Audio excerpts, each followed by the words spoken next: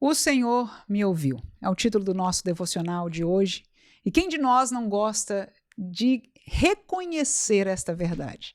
Nenhum outro Deus deste mundo ouve a ninguém, né? Mas o nosso Deus, o Deus verdadeiro, nós temos esta segurança de que Ele tudo ouve que nós lhe falamos.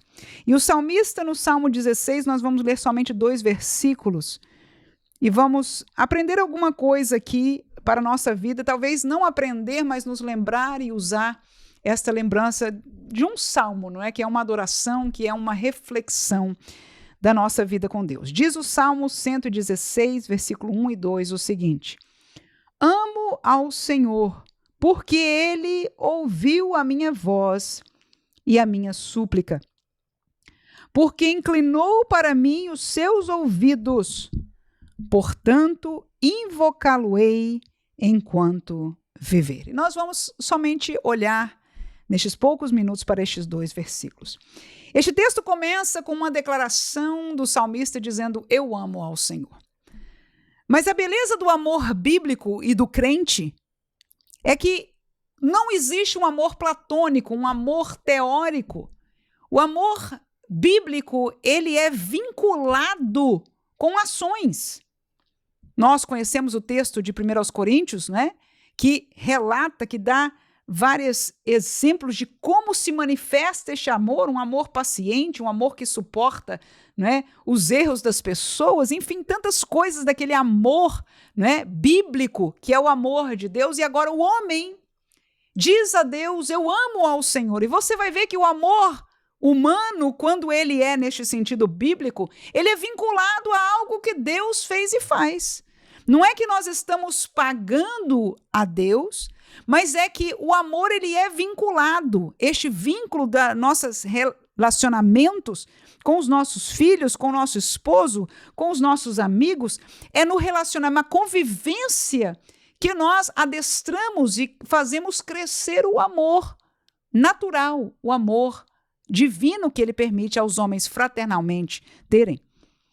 E aqui este salmista diz: eu amo ao Senhor, e ele declara e logo diz o porquê. Ele diz logo, a segunda palavra depois de amo ao Senhor é porquê.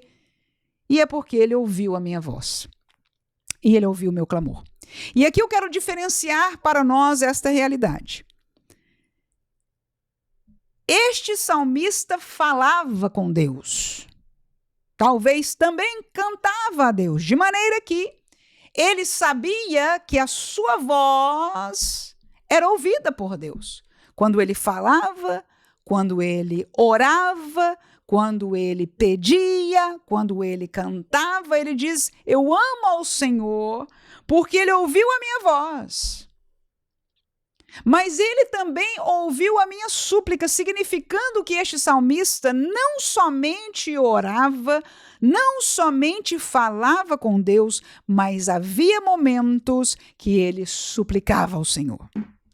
E isto é importante nós nos lembrarmos, porque a súplica ou o clamor deve ser parte ainda da vida do crente. Nós precisamos exercitar em oração a súplica, o clamor. Hoje nós vivemos dias que o mundo cristão, pelo menos os pentecostais ou até neopentecostais, nos mandam somente declarar vitória, mas eu aprendo da Bíblia um exercício de comunhão com Deus que ouve a nossa voz e que ouve a nossa súplica. Portanto, de um povo que não só fala com Deus, mas que suplica, que clama aos pés deste Deus. E quando eu olho para a Bíblia Sagrada como um todo, eu entendo esta verdade sendo a realidade de 90% ou mais das Escrituras, sem tirar nem pôr. Que nós, como crentes, como tementes a Deus, como dependentes de Deus, como servos de Deus, aleluia, como agraciados pelo favor de Deus e o amor de Deus, nós falamos com Ele, nós nos relacionamos, ou pelo menos devemos fazê-lo, mas também devemos trazer diante dele o clamor e a súplica do nosso coração. Quando se suplica, quando se clama, quando há necessidade. Aleluia. Então, na hora da necessidade, não é a hora da declaração. A hora da necessidade humana e pessoal é a hora da súplica. E a beleza deste salmo é dizer: quando eu supliquei, disse o salmista, o Senhor me ouviu.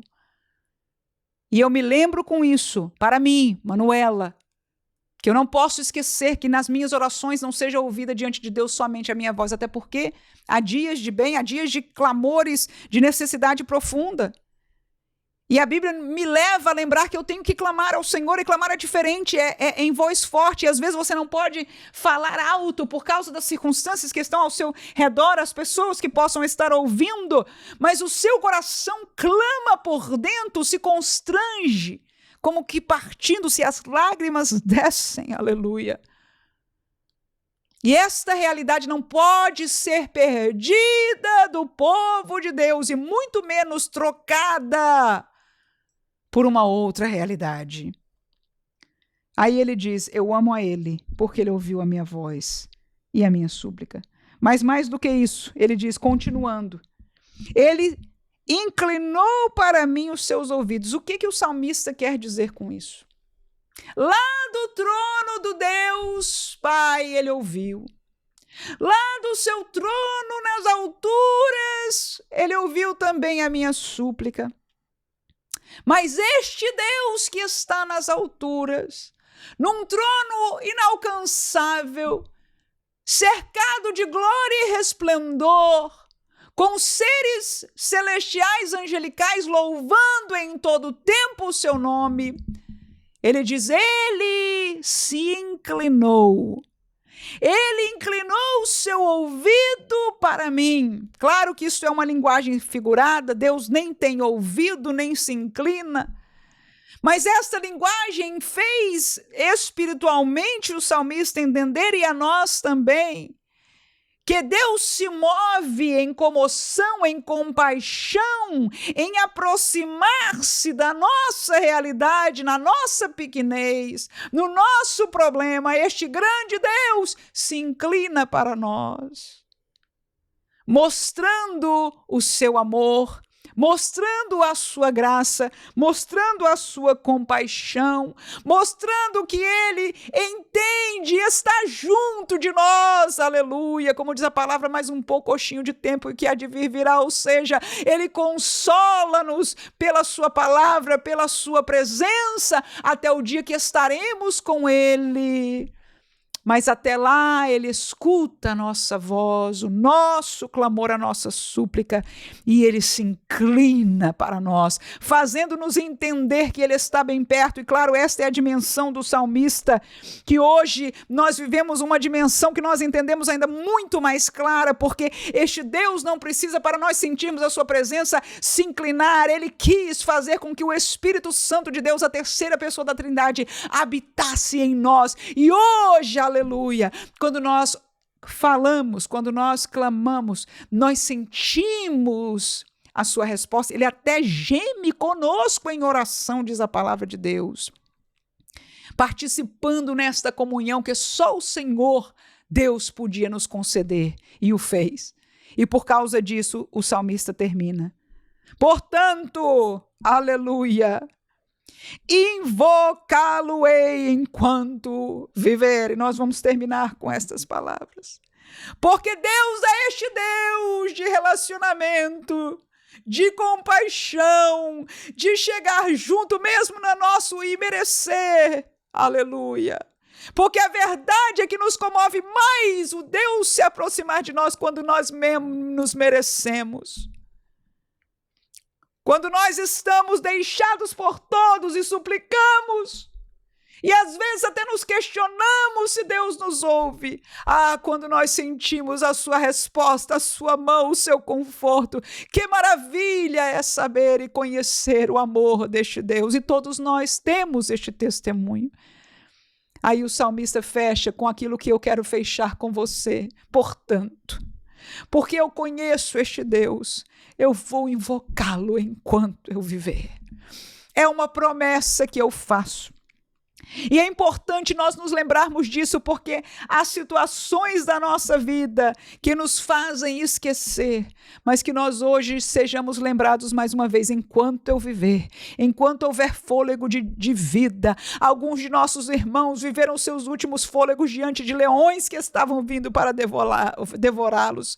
Outros de nossos irmãos, como o próprio Paulo, seu último fôlego de vida foi antes de ver aquela navalha descer para decapitar o seu pescoço. Mas enquanto eu viver, este foi a verdade vivida no apóstolo Paulo. Nestes irmãos que eu estou mencionando, não é diferente para muitos no mundo, mas nós, por mais que não seja trágica neste sentido o fim dos nossos dias, mas talvez alguém que está num asilo, talvez que alguém que está na sua casa mais abandonado, como se fora num asilo, alguém que está vivendo o momento da enfermidade, seja ela a que levará para estar com Deus eternamente. Enquanto nós vivermos, nós invocaremos, nós colocaremos ao alto o nome do nosso Senhor, porque, aleluia, porque desde a nossa infância, desde o momento que nós aceitamos a Jesus, desde o momento que nós o recebemos e a nossa vida transformada,